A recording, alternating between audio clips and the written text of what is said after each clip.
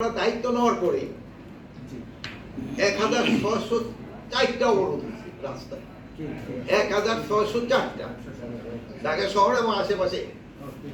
এটা করতে 123টা সংগঠন, 123টা সংগঠন এটা করছে।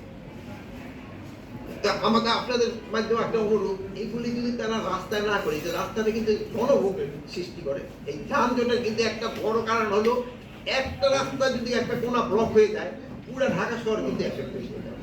তা আমি সবার কাছে একটা অনুরোধ করব, এটা যদি একটা পার্টিকুলার জায়গা, যেমন যেখানে মাঠ রয়ে গেছে অথবা সরোয়ার্দী উদ্যান রয়ে গেছে, এই সব জায়গায় যদি করে তো কিন্তু জনদুর্ভোগটা কমে।